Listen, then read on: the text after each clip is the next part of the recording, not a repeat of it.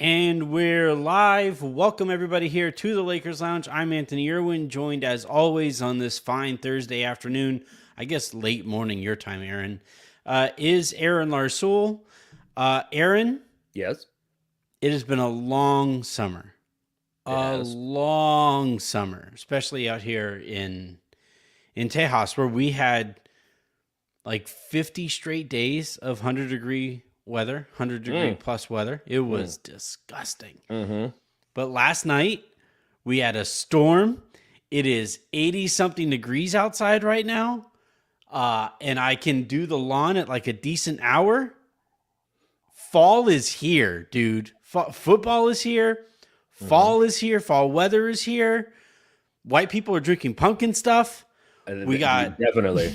We got. I can promise you. I can promise you. My Instagram stories feed is filled with pumpkin stuff from Starbucks. Everybody's wearing oatmeal colored stuff. Fall is here. We have made it. We are like 20-something days from the Lakers being back. We're almost there. I mean, we're what? I think less than 2 weeks now from camp. We are. Yeah, and the first preseason game is the 7th, October 7th. So, should I do the Matt Damon thing where, like, you know how Jimmy Kimmel always says that, like, you know, he's sorry we weren't able to get to Matt Damon? No, I don't know that. Well, that's a bit. It's like a running bit that he has. Sounds like white people stuff. So no, I do not. They are two very white people. You are correct, but like they Matt Damon and who? Jimmy Kimmel. You know who Jimmy? Oh Kimmel yeah. is. He has one of the late night talk shows. Yeah. Okay. But like every so often at the end of the show, he'll be like, so sorry to Matt Damon and his representatives. We weren't able to fit him into the show today. And then that's like his send off, you know? Okay. And like, I'm kind of thinking I should do that as my bit with the season re-preview thing because I still haven't done one yet. So... Does he when this happens? Does he like tease Matt Damon on the show? Does he say, you know, Matt Damon is going to be on the show? Does he promote Matt Damon? Not that I can think of. It's just just like a random thing. He just says it at the end of the show. It probably happened once or something, or Matt Damon told a story about it happening to him once or something. Yeah, he probably didn't just pull it out of thin air. Yeah, probably, or he did. Like maybe Matt Damon has to be in on the bit, I would imagine. I hope not. I hope it pisses Damon off like every show. God damn it! He's like waiting guy, there, like, ah! He's a Boston guy, right? So he's allowed to get. I'm cool with that. Yeah. So today on the show, we're going to talk about the NBA's load management rules that they have put into place, specifically regarding stars or who they deem stars. How they're defining stars is certainly interesting as well. Somebody made a joke. Keith Parrish of Fast Break Breakfast made a joke that like. Under these rules, last year Kemba Walker couldn't have rested, which is kind of funny to think about. And then LeBron James, in response to Team USA losing in FIBA play, failing to medal in FIBA play, and once again falling in their faces or on their faces in that tournament. LeBron James is reportedly working on putting a team together for the completely coincidental 2024 Paris Olympics. And you know, obviously, patriotically, I got a little excited, but my Lakers fandom piqued my interest. Is what I'll say. Okay. Is how I'll say that. Okay. So we're gonna talk about that, and then. Tuesday night was, I thought, the best episode of Ahsoka to this point. And if we have some time, we'll talk about that at the very, very end of the show. All right. Let's start, though, with the most pressing news, that being that the NBA and Adam Silver finally, he actually had a presser after getting these guidelines by the NBA's competition committee that I could go into the weeds or whatever, but essentially the league is cracking down on load management. This has been a problem for years. I don't know how effective any of this is necessarily going to be. Not at all. Because there are very clear loopholes that exist within the writing. But I guess most notably in these rules, teams that have two stars and how they're defining them is anybody who has been on all NBA teams or been on all-star teams within the last 2 seasons. I think it's 3 seasons. 3 seasons. Those players. Hence the Kemba Walker. Yeah, the Kemba Walker thing is just. So in these rules, though, teams that have 2 of those players that fall within that category cannot rest both of those players on the same game. And especially if it's a tentpole type of game. The national TV games. Yeah, national TV game, the midseason tournament, the play-in, although nobody would rest for the play-in. That all of that is being affected here or is being highlighted here. And here's my maybe thing, people would rest for the play-in. What if you're trying to tank like Utah for example, Utah for like last year, for example. Right. Yeah. Didn't want to make the playoffs. They were trying to tank, but they were too good at the beginning. And then they started shutting everybody down. What if they had backed their way into the play-in and then was like, well, fuck this. We're not beating anybody. So we're tanking, because if you lose in the play-in, you go into the lottery. Your odds are terrible, but you're in the lottery. Sorry, go ahead. I'm glad that you mentioned Utah and the concept of tanking. Teams are not allowed to shut down players at the very end of the season, no matter what their standing might be. Yeah. Well, I mean, that's going to be the response to all of this. And then also notably, though. Correct, it is. At the beginning of the season here, and this is where it gets interesting for Damian Lillard and James Harden, the league is also not allowing healthy players to not participate with their team as they hold out for a trade. So that's also going to get a little awkward. So all of this is to say, this is nothing. This is nothing.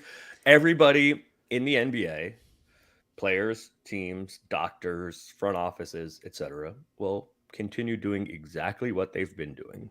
This will do nothing. You will not see a fine from this. Nothing is going to happen. We can start with the last part of it, because the Clippers are the odds-on favorite to get the first fine. I did see that. And you know what? This, interestingly enough, this may be a competitive advantage for big market teams or deep pocket teams, because they are going to be much more willing to. I don't think anybody's going to get fined, but they're going to be much more willing to say, we don't care, we'll pay the fine. Like Ballmer, he doesn't give a shit about whatever the fine is. I think it was 50,000 first and 100,000 and then 250, and then it's plus $1 million each time, I guess. Yeah. He doesn't care about that if he thinks it's going to be, but we'll start with the last part of it. What's going to happen is the same thing that happened with Ben Simmons. I think Dame will go just because that's how Dame is. Dame will go, he'll report to Portland and he'll do what he does. Right. James is going to go because there's the clause about, the year of service not counting and you not being a free agent if you do not provide services. So he's going to go and make it as awkward as possible. How do you determine what is like showing up? He's going to show up and he's going to do nothing. He's going to do this Ben Simmons from a couple years ago in Philly. Technically, he's providing his services. That's also not allowed, though. That is okay, but how do you police that? This is what I'm saying. How do you police that? Well, how much effort is enough? How much effort is enough effort? You can't judge that. Well, all right. So I have a policy, just generally speaking, that if the loopholes are as clear as these ones are, you didn't actually want to impact behavior, right? Correct. Because it'd be like saying, when a couple are dating or whatever, you say like, all right, I'm going to go to Vegas with the guys, or I'm going to go to Vegas with the girls. Nothing happens nothing that happens after midnight counts. And then you just rush out the door. It's like, well, hold on. Hold on. There's a giant loophole there. It's like, you don't actually want to be in a relationship. You want to go to Vegas and act a fool. By all means, to those people who want to go to Vegas and act a fool. But you don't actually want to be in a relationship in that case. When I was traveling the year and change, whatever, I traveled with the Lakers. Yeah. Shockingly, this led to the demise of my relationship. 2/3 of the way through the first year I was traveling, my girl was like, "Look, I know how the road is. I don't care. Just whatever. Do whatever. Do what you're gonna do. Don't embarrass me. Just don't embarrass me. Just don't embarrass me at home." Yeah. I was like, well, wait a second. You could have told me that 4 months ago. What about all this time I ain't been doing nothing? You could have told me this before. Yeah, shockingly, like 3 months later, we ended up not being together. But continue. Yeah. That was And story time so with like her. with this one, the loopholes are pretty glaring, right? It says like there's exceptions for injuries, obviously. There's exceptions for all there are exceptions for mental health issues. There are exceptions in play that like at one point last year there was a streak where like all of Miami's team was considered questionable. Yep. And the thing is, over the course of an 82 game season, you talk to anybody who has ever gone through that, not even just players, by the way, coaches, beat reporters, like everybody who goes through that, like people get dinged up over the course of 82 games of travel. And Mm-hmm. in this case, like for all of these teams, they can just start listing everybody is questionable, and Right. you just got right by the rule. So Of like course. again, like that's like what that's like I'm saying. If the loophole is this obvious, you don't actually want to affect the behavior. You want to make it look like you are trying, though. Yes, to the fans, and to the TV partners, much like the 65 game rule, for awards, they want to look like they're doing something. But here's the thing: there is only one answer, and the one answer is a non-starter. The answer is shorten the season. Not happening. Yeah. Will never happen. Mm-mm. Actually, I don't want it to. But if you want the regular season to be taken more seriously, if you want guys to play as much as possible in the regular season until they're actually injured, it's shorten the season. They've done just about everything they can do other than that. Reducing travel, reducing back-to-backs, reducing 3 games in 4 nights, having no back-to-backs around these marquee TV games, so that guys are not going to rest because it's a back-to-back. So that's basically all you can do. You cannot. What are they going to have, like independent doctors checking everybody on the injury report? This is untenable. There's nothing they can do other than something they won't do. So you have to make it look like you're trying to do something. The entire Lakers roster is going to have, questionable. Also, they are going to be dinged up. Sore lower back, right? Like, Yeah. guys have stuff wrong all the time. I have a sore lower back right now, right? Like, I could legitimately not play if I went through all the process of everything you could possibly do to get yourself ready to play. Sure, maybe I could play. So every team is going to do this, right? Like, you may as well list Kawhi and PG on the injury report with something right now, and just have. But how does the league police that? They can't. Well, here's what I will say though. This gives them a tool to use if teams get egregious, right? Like if the tanking gets egregious and players who, because look, at some point somebody has to give a shit about the customer, right? Like at some point somebody has to care. Do they? Huh? Do they? You would hope we have so. indications that they don't. So sure, but I'm saying no, that's not fair. That's not fair. Widespread, we have indication. There are some people, that individuals, that give a shit about like showing up. I'm in whatever city, so and so family paid. This might be the only game that they come to, and they're not going to get a chance to see me, and they saved up their money and all this stuff. So I'm going to play.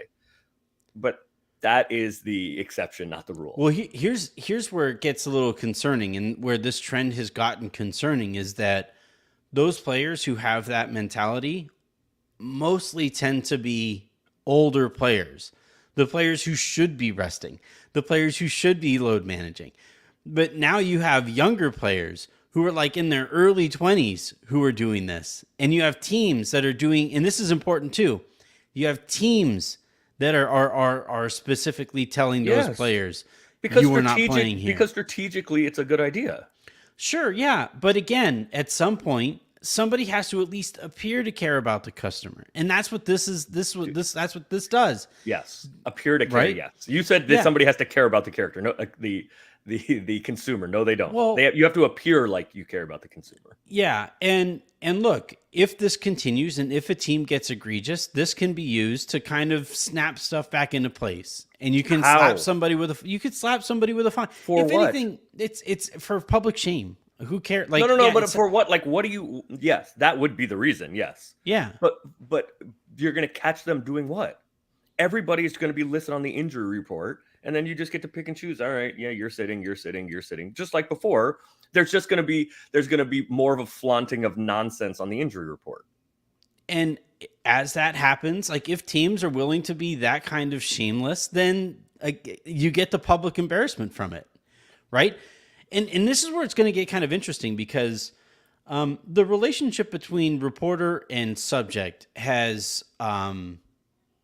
I love when you get Ethan Strauss on me. Let's go. Well, it's become a little. It's become blurred, right? Sure. An example that stands out to me and will always, I think, stand out to me was after Andrew Wiggins' absence, Bob Myers held a press conference and thanked a whole bunch of journalists for not covering a story. And it's like that stood out to me. It was like for not pushing it. Yeah, for asking the question, getting an answer that for not digging. sounded fishy and not going further. Yeah, right. And look, I'm not going to comment one way or the other with Wiggins' absence. Like, there's plenty of information on there, both sides on both sides of that. There's a ton of information out there that says that, there was other stuff there's good people on both sides. Maybe there is in this case. Like, it's not like Wiggins it's not like the time. Wiggins is a good dude. He really it's not like the time that was used that there was not people on both sides. Good people on both sides. There you go. But like in this case, there's good information on both sides. I don't have enough information to say one way or the other, but it struck me as interesting that Bob Myers was sitting there telling independent journalists, "Thank you for not journalisming," thank you for not digging, and that's where it's going to get interesting with this policy because, at some point a beat reporter is probably going to point out, man, the entire roster has been on this injury report for 3 months. How are we coming out of the All-Star break and like rookies are dealing with a sore hammy? Like, like that's questionable dash lower back soreness. Yeah, right. So yeah, I think like this opens up again the intention here as evidenced by the giant loopholes that we are talking about. The intent isn't to change behavior. The intent is to make it appear as if, hey, please keep buying tickets, please. Like, especially late in the season, please keep tuning in. No, I don't know. You know what? I don't think that's what it is. I think it's TV. It's not buying tickets. It's not buying tickets. That's what I said. I just said tune in. Please tune in. Yes. I think that's what it is. And it's because the league is nervous about the next TV deal. I think that's what it is. Like, yes. I mean, sure. Like, buy tickets, sure. Hey, we just saw what happened between ESPN and Charter. These companies and the consumer, everybody is drawing lines in the sand here. Because, so as an example, when Jen and I first started dating and started paying our own bills and stuff like not dating, but, when we first moved in together. Cohabitating. Yeah, when we first moved in together and we were paying our bills, at that time it was like $125 for cheap internet and cheap cable, right? Mm-hmm. And that was $125 a month, and then cable started getting more and more expensive, and that was a whole month's salary at Men's Warehouse. Easy. I was on commission. I lived better off of Men's Warehouse than I lived when I first started doing this for a living. That's for damn sure. Not anymore. But so we stop. So we I remember having conversations with Jen, like, I can't not have ESPN. I can't not, because at that time I wanted to start doing what I'm doing for a living. So I had to have and it was more expensive to have the sports packages, and cable therefore kept getting more and more and more expensive. And finally we said, you know what? We can get by with enough as just recently, we just cut the cord. I would say a couple years ago, we just said, we're going We're going to piecemeal this thing together, and we're going to try to have as much access to as much entertainment. You're as streaming we used only? Yeah. Well, that only works for you because you do not live in the Lakers blackout area. It helps. It certainly helps. It would be the only way to watch the Lakers. You can't watch the Lakers if you live in LA just streaming. Yeah, right. And so we but anyway, like even despite doing that though, like even despite cutting the cord and not having the monthly, now it's cutting the cord gotten more expensive. Yeah, correct. It was like when we cut cable, it was like $125 a month just cable. I pay for expensive internet because of this. We're broadcasting live. So, but like we have, it was $125 a month for our cable package. And I was like, all right, we have that to work with. And we looked at the amount that we're paying for Prime and NBA TV and MLB TV. And I mean, we just paid $400 for Sunday Ticket. And that shit was a disaster. Yeah. Well, mine worked okay. But like, I'm probably going to so we haven't technically paid anything. And then Charter figured their stuff out. And I think I might wind up just canceling YouTube TV, but like regardless, we were trying to figure out how to. I built a sports bar at my buddy's place, so I go over there on Sundays. Well, not this coming Sunday because my Niners are going to kick the shit out of the Rams, and I'm going. We're trying to figure it out, and obviously it's a Direct TV house. I am a Direct TV home as well, and we got YouTube TV so we could have Sunday Ticket, and we were trying to find the Red Zone, the fake Red Zone channel that Andrew Siciliano doesn't do anymore. It was a mess. I miss Siciliano. It was a mess. But so like, long story short, well, I guess now long story long, we looked at the amount that we were paying after cutting cable, and it was like we may as well just kept cable. Yes, and that's what I mean though when you're talking about the concern over the TV deal. For a lot of time, and like I think the NBA is still going to do really well with their next TV deal, but we've seen these companies not shell out blank checks for these entities, and the Pac-12 is not going to exist next year because the Pac-12 fumbled the bag because they didn't realize ESPN wasn't bluffing when they said they have a number and we are sticking to that number. So like. With this policy, it is so that the NBA can go and they can tell ESPN and they could, or I guess Disney, and they could tell Turner, and they can tell whoever. I guess Amazon is going to be in on the bidding, and Apple is going to be on the bidding.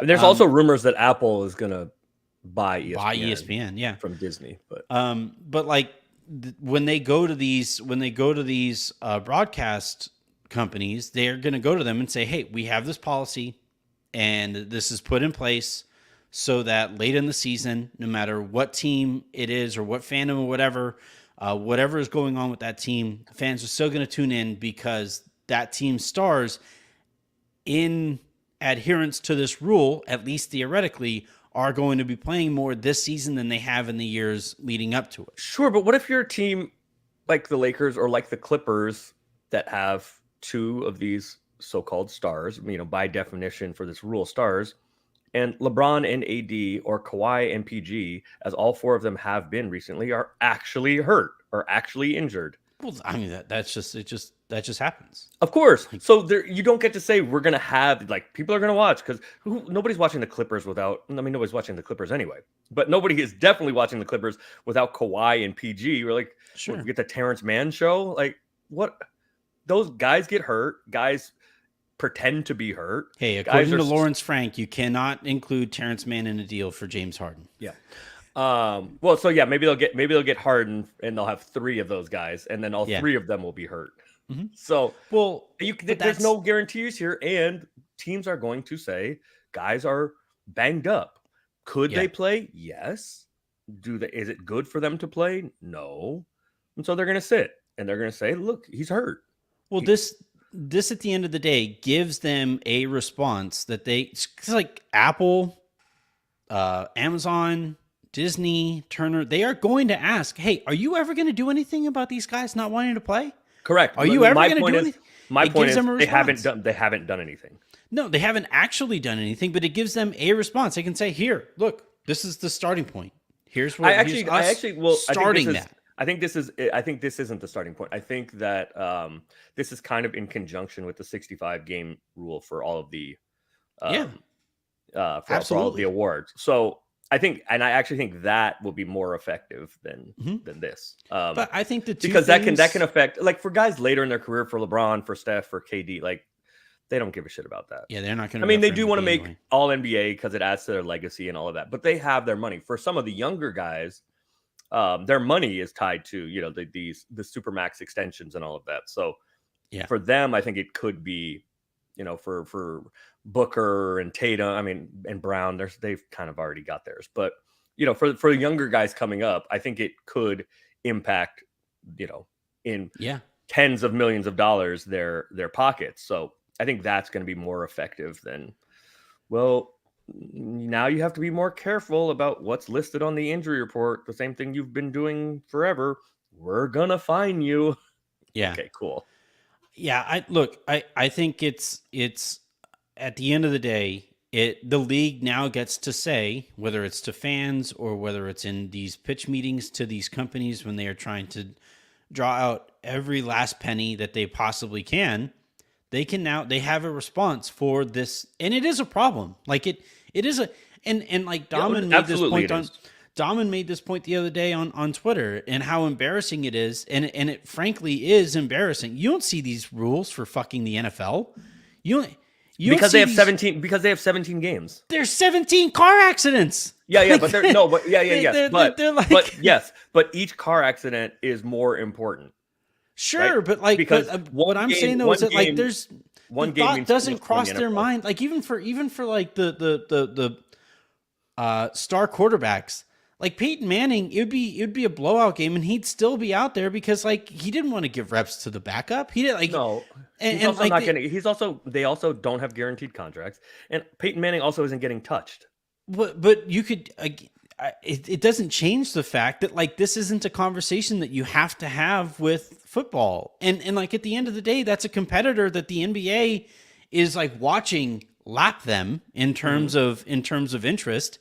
And like, yeah, this is embarrassing. This should be like everybody affiliated with the NBA seeing these rules should be embarrassed that they should have to exist at all, because this is like, it's your fucking job. You're just it is laughable.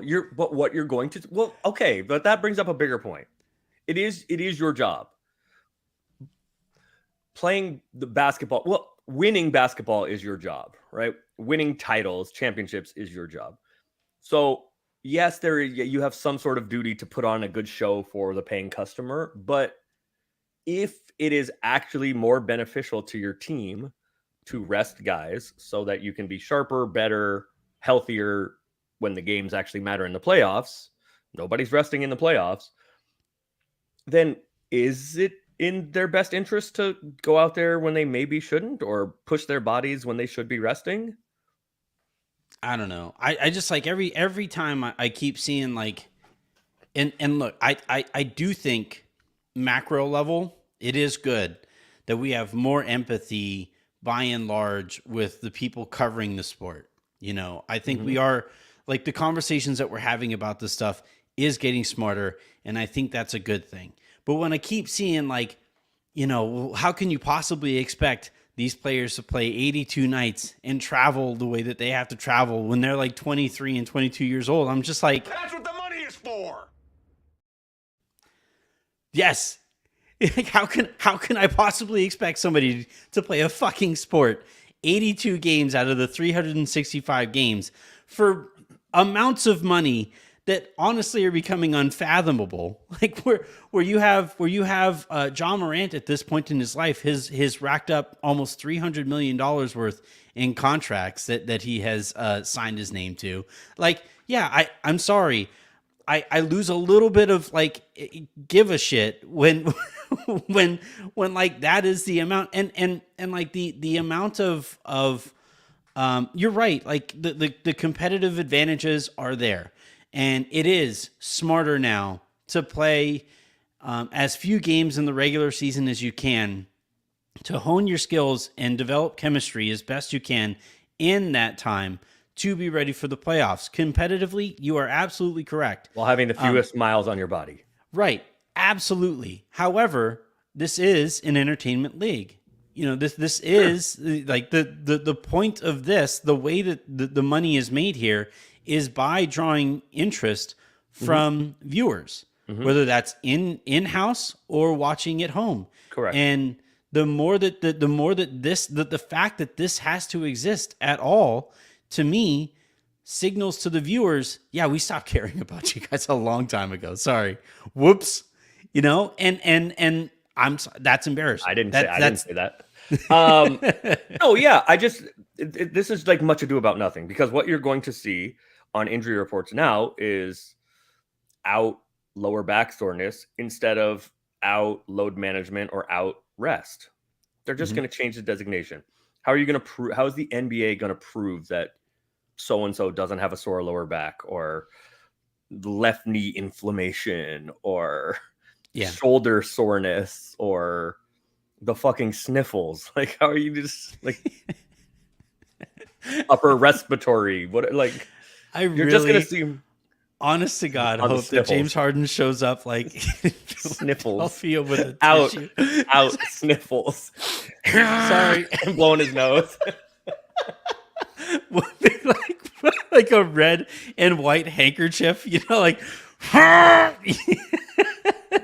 he pulls it out of his suit, his lapel pocket. Every time Daryl Morey goes to talk, James Harden's in the back like. He just has some suit looking like Colonel Sanders from KFC, and he pulls a big handkerchief out of his lapel. He actually like pulls it like it's something in I his do abdomen. Declare I will never play for an organization. Let me say it again. All right, let's move on to LeBron James and the overall response to Team USA losing in the FIBA tournament. They lose in the third place game. Yes. To Canada. Canada, yeah. In overtime. Dylan Brooks had 39. Like 40 on him. Yeah. No, he didn't have 40. I said like 39. No. Which is important, because remember Dylan Brooks saying LeBron didn't have 40. Like, I'm not worried about it. He didn't have 40 true. on me. Yeah. 40 is an important number for one Dylan Brooks. So we haven't talked about this yet. Do you have any like? I was surprised at the amount of like excuse making I saw for Team USA. Like, I was surprised that, like, you know, technically it was their, I think I saw the letter go down as far as like E. I think Tom Haberstroh said that it was their E team. Yeah, I mean, it was their B-, C+ team. Yeah. Maybe. I'm just saying the lowest letter I saw. Yeah. You know, I think I called it a C team. I am. I don't know if I'm disappointed in the excuse making, because I think Canada had the second most NBA guys with 7, and we have 12. So we have the most talent. Period. Is it the best we can send? No. And I suspect if we get full buy-in for the Olympics, that maybe none of these dudes, like at most 1 or 2, will make that team. So this certainly isn't the best we can do. I think the roster construction was bad. Edwards would be the only one, I think. Mikal Bridges too. I think those would be the two. Mikal was the best player on this team, and I think he would do the best. Wow, you hate Austin Reeves, huh? Yes. Wow. And he would do. Wait, who was it before that I hated? That you said I hated? Was it Wenyan Gabriel that you claimed I hated? I didn't say you hated him. You just told me that all the time in Slack. It was the craziest thing. Interesting and not correct. I just didn't get Wenyan Gabriel's like love fest. So I guess in comparison to the collective thought of Lakers fans, I guess I did hate him compared to that. So, yeah, I mean, it was like obviously not our best team. We still should have won the whole thing. I think not only was the talent not that good, it was better than everybody else's, but not only was the talent not that good, the roster construction was poor. I think that the coaching was lacking. I think Steve Kerr. I mean, look, the Warriors are the team of my youth and the team I follow most closely, other than the Lakers. And I have been very public on Twitter saying that I think Steve Kerr isn't any good.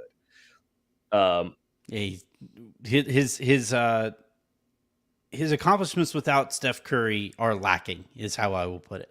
I mean, he won as a player, yeah, but no, as a coach. Yeah, I mean, so this is always an interesting thing, right? Where how hard is it to figure out how good a GM is, how good a coach is? It's really hard to divorce coaching from front office from players. Like none of this works without 30. Like Steph is all of it. So Steve Kerr, like Bob Myers, is Bob Myers any good? I don't know. He had 30. There you go, right?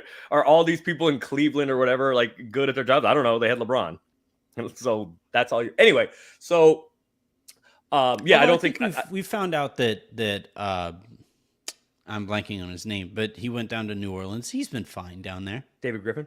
Yeah, David Griffin. I think he's been fine. I wouldn't say like he's otherworldly, but we knew the deal. Yeah, but okay, in that LeBron case, though, the difference though in that case is we have test cases because LeBron has gone other places. Yeah, with Steph, like Steph has been there the whole time, so we don't know Riley's how good. Who's good? Riley. Oh, Pat Riley. Yeah.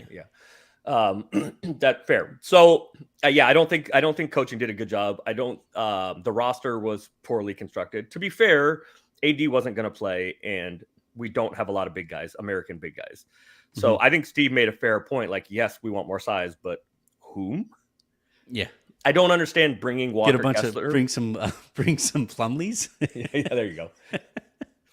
I mean, if AD is not going to play, the list starts getting. I mean, like Nick Claxton can play, whatever. Like the Brooke Lopez is 100 years old. I think Claxton runs into some of the problems that Jaren Jackson was having. Yeah, but he's a better rebounder. Like Jaren Jackson's not going to. Whatever. I'll leave Jaren Jackson alone. But it was predictable. He did the same thing he does in the NBA. He fouls too much and doesn't rebound. So much fouling. He fouls too much. He tries to block every shot. He fouls too much and doesn't rebound. So he shockingly he did the same thing. Offensively, he was fishier and fishier. Yeah, I mean, I'm not even sure he should have finished in the top 5, but that's neither here nor there. Yeah. I think. I just think we have and frankly, I think it's like woven into the fabric of our culture as Americans. We are very arrogant. And in this case, we are very arrogant as it pertains to basketball for good reason, right? We have dominated basketball for the entirety of its existence in this global form, and we don't care about that. The World Cup, we don't care about for some reason, right? And I just think it's insane to me that we don't care about it. Like it's a global competition. You're still beating, like the flag is still on your chest. Yeah. This is something that we should. There's no other tournament like it that we would prioritize above it, other than the Olympics, right? Well, that's why you're going to see all these guys play in the Olympics, right? But like also because it's in Paris. Those two things aren't mutually exclusive. No, I agree. I don't get it. It is that way. I don't get why it's that way. But it is that way. And yes, not only I think our performance was an embarrassment. Not winning is unacceptable. Yeah. God forbid, not even meddling, but not winning is unacceptable. We are the fucking United States of America. This is our game. We kick the shit out of everybody. Even with our B team, our C team, we still had more NBA guys than everybody else. Like Serbia was fine. Like they're missing the best player in the world. They were okay. Yeah.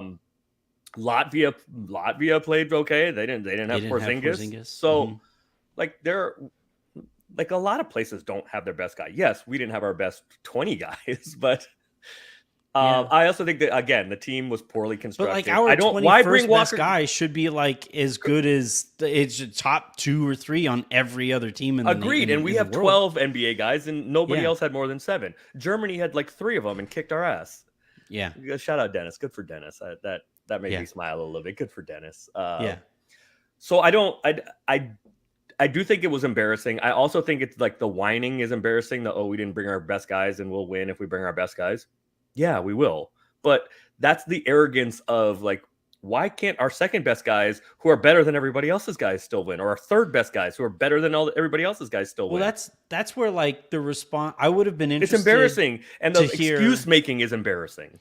Yeah, I would like Steve Kerr had a quote after one of their losses or something like that. He said like it's not 92 anymore, and he was saying closer. Cool. Yeah, he was saying that directed at the players and the talent of other countries' players, but like I thought that he was as arrogant as anybody else out there. Right. You So know, if with that's the this case, notion. whose job is it to make sure that they know that this matters and you can get beat if you don't play Well, hard? that's part of His. it, but like he sends a message to the team, in my opinion, when because it was clear as day that Halliburton is better than Bridget or Brunson. He Yes. just is. He's just a better player, right? Yes. And they went and they got And carried was away playing with better. Yes. yeah, they got carried away with the whole Captain America thing with Jalen Brunson and He's the Tyrese. leader of the team. No, Yeah, he isn't. I don't give a shit. No, he isn't. He's not as good as the backup. No, Play he the isn't. backup. And like once you allow those politics to creep in there, right? Like that's the rest of the team is going to be kind of arrogant about it too. They're going to say, "All right, well, shit." And like the thing too, basketball players, athletes know this. Athletes know when the better player isn't starting. Yep. Athletes know when like and that is going to not sit very well in locker rooms when, hey, are we trying to win? Are we actually? Then why isn't Halliburton starting? What are we doing here? You know? And Halliburton and Reeves should have been starting. Austin should have been starting. Both of them should be. It was like amazing. The starters. Halliburton is a lot more egregious to me, but yeah. They were getting the starters were getting their asses kicked, and then every game Tyrese and Austin would come in, and all of a sudden, every single game it would turn around instantly. Right. We know that Jaren Jackson Jr. is a very different player playing power forward next to a big Steven Adams, right? You have Walker Kessler there. Right. Why bring him if you're not going to play him? What are we doing here? And it was just like the lack of creativity, the lack of understanding of the moment and all of that stuff. Like all of the things that he was kind of piling on to players, not just the players that were there, but talking down to people about the world's game or whatever. No, fuck you. No, do your job, dude.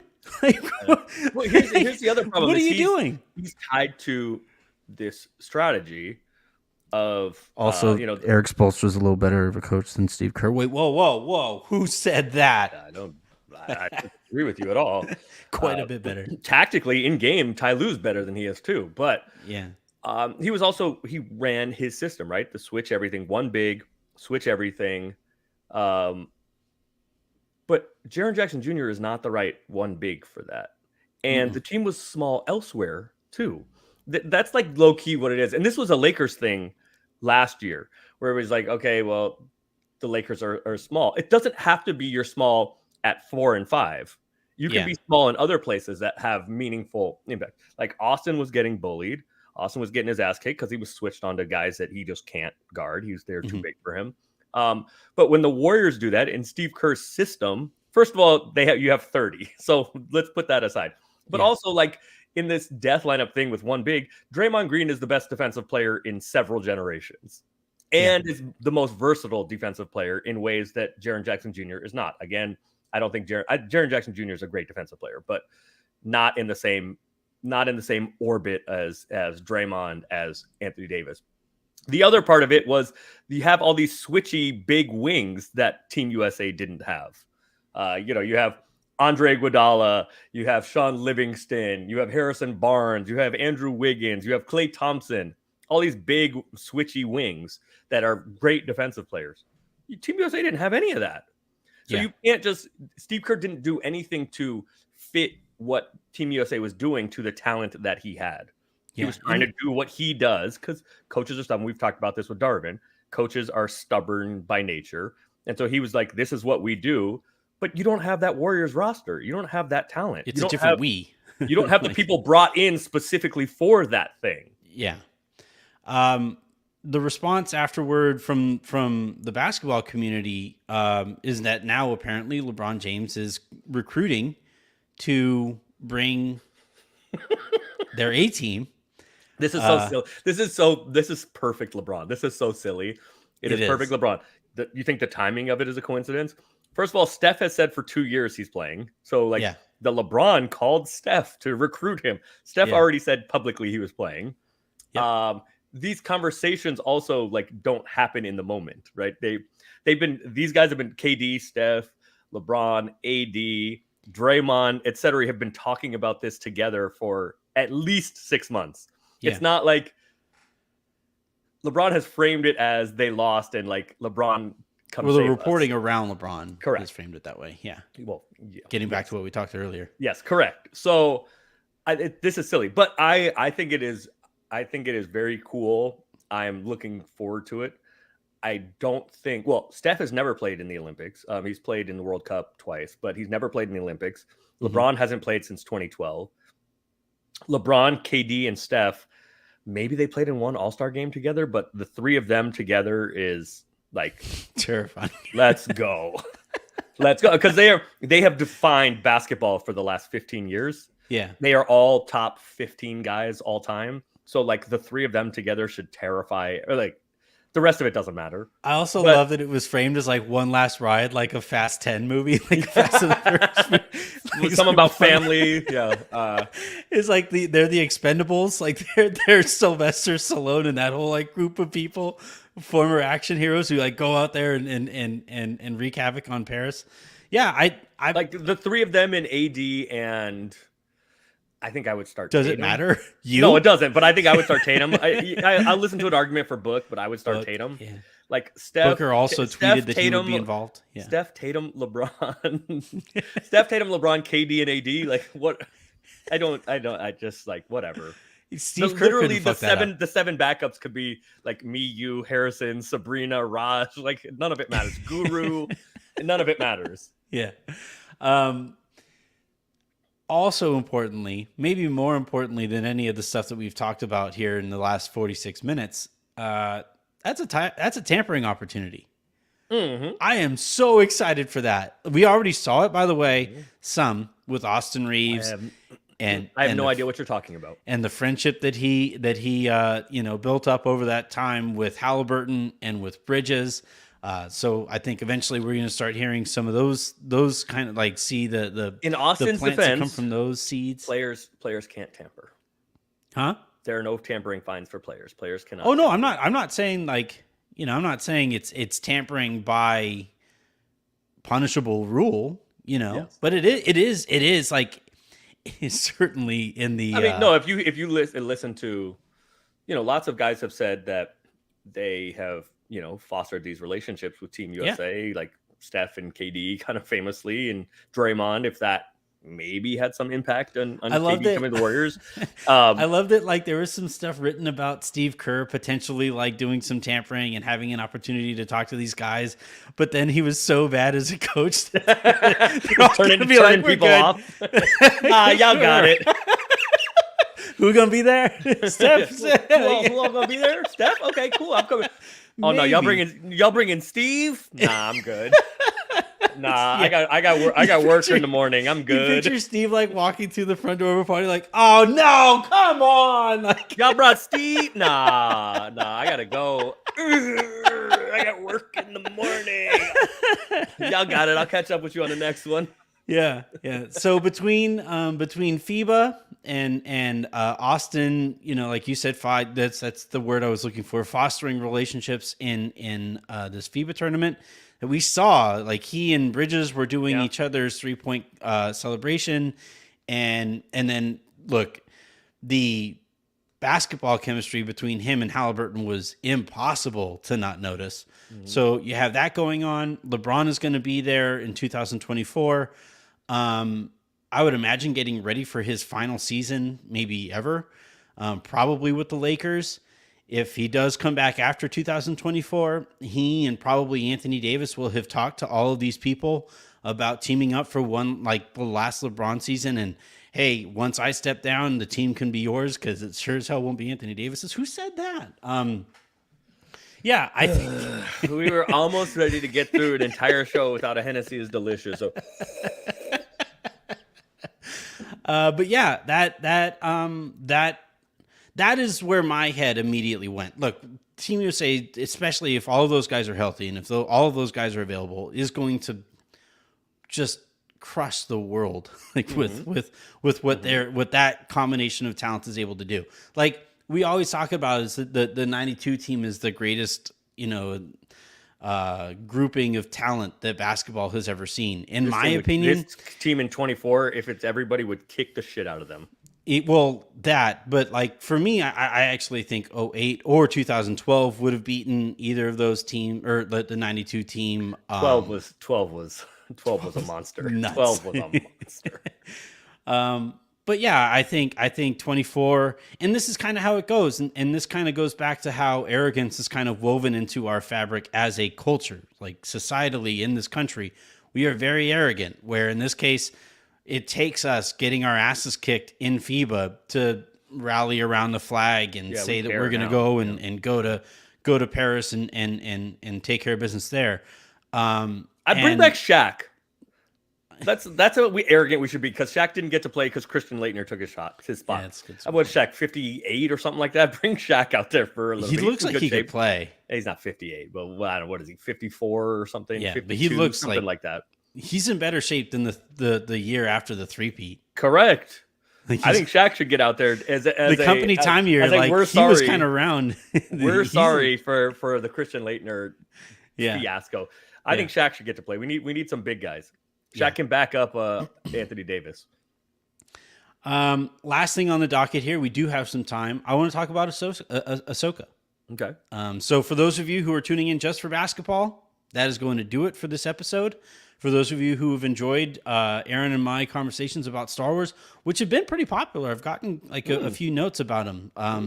So shouts to you guys. But yeah, I liked this last episode of Ahsoka.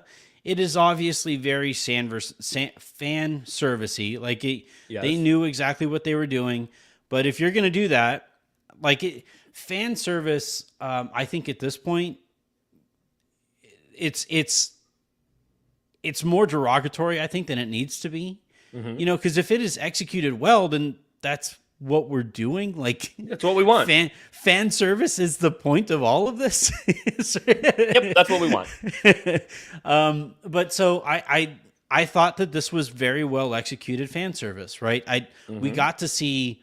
Now it was kind of a because I still don't like Rosario Dawson in this role, and frankly, like Hayden Christensen, even a de-aged Hayden Christensen just doesn't have the same pop as the animated character, and that the chemistry between those two back then. Correct. But like for what it is, and if that is your like introduction to those two, I've had several people say they didn't watch the animated stuff, and because of this, kind of want to go back and check it out. It served its purpose. I really liked it. Yeah, I actually thought the young Ahsoka was the best of all of them. In the live action here.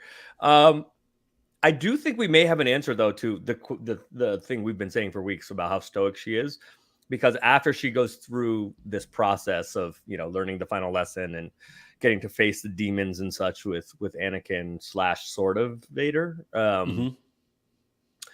her demeanor since it's only like maybe one scene or would it be like two scenes Anakin after that. Sky Vader, like there you go, the amalgamation of them. There you go. She does seem a little bit more like the character in the animated, the younger version. So I think we may get more of a spunky, kind of sassy, lighthearted, less arm foldy, stoic,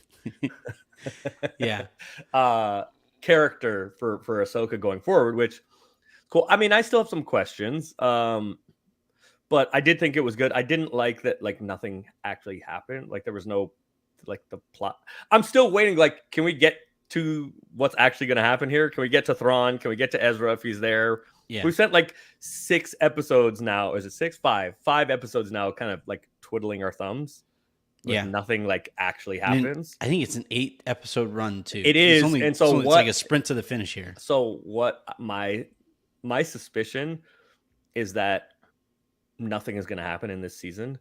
And it's just going to be all lead up, and like the last 10 minutes of 8 is going to be Thrawn somehow, and maybe there's Ezra and there's cliffhanger, and then tune in 26 months, because there are no writers or actors available. Tune in for 26 months for season 2 of Ahsoka, where maybe actually something happens.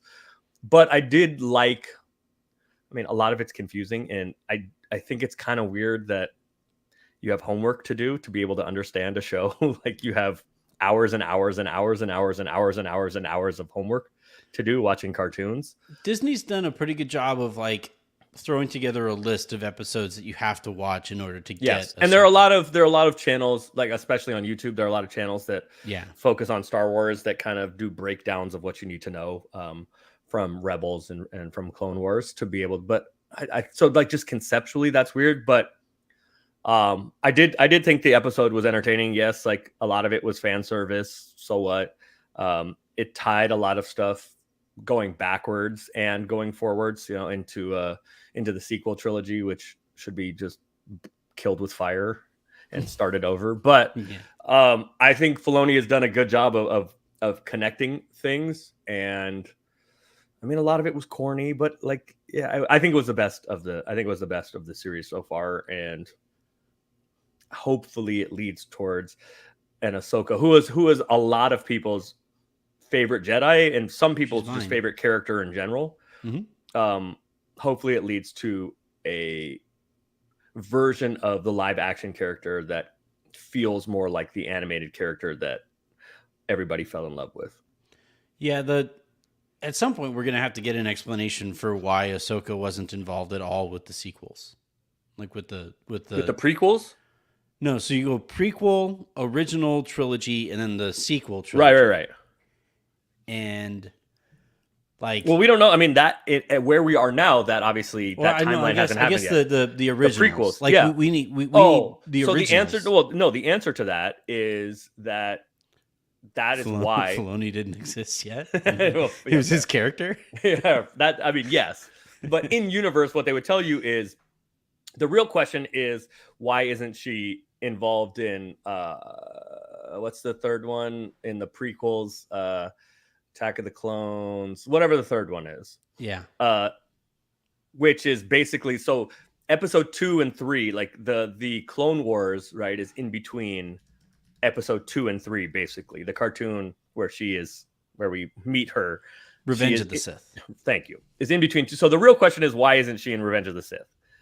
The answer in universe has to be, well, that's why they had to write in that she like broke away from the Jedi Order and Anakin and left. So she was out doing whatever she was doing out in the world, not being a Jedi. That has to be the answer. It is a little odd. It is a little odd. I mean, but there's so many continuity errors in Star Wars. Yeah. That like, here's another one. So one thing that like Game of Thrones did really, really well, especially early, was they would have the major moment in the penultimate episode. This is something that you see a lot with HBO the big war, the big battle scene. Yeah. And then you would have some fallout that leads to like what comes next in the following season, in the final episode, right, in the series of each season finale. And that's kind of what I hope we see here. I think we're probably going to get, an episode. It's just going to be Sabine in episode 6, often wherever. Yeah, like off in the other galaxy. Yeah, like while we were all over here with Ahsoka, we're gonna be over here with. Here's Sabine. one question that's been biting at me. Mm-hmm. So the bad guys they build this the huge hyperspace link generator thing, and go off to the other galaxy. Right? They get the coordinates to go off to the other galaxy to go get Thrawn. How are they planning on getting back? Well. Do they have a hyperspace thing over? Do they have a hyperspace thing over there? Well, they still have that big ring. I don't think it like explodes. No. They have the big ring is in the current galaxy that sent them. No, how do they get back with them? It wasn't there when the big ring thing. Like it wasn't. That's why the Republic's fleet gets there, and they're like, you have no proof that these guys have jumped to a different galaxy. Oh, you're saying the ring goes with them? Yeah, it has to, right? Okay, like otherwise it wouldn't be there. I don't think it explodes. I don't know. So I was like, how are y'all gonna get back? I mean, they're gonna have to hijack that ring thing, or the Purgles are gonna help them get back. Yeah, but the Purgles don't help the bad guys. Huh? The Purgle, whatever, the whales. I think the bad guys are all gonna die. No, but I'm saying, fine. But in their thinking, how are they getting back?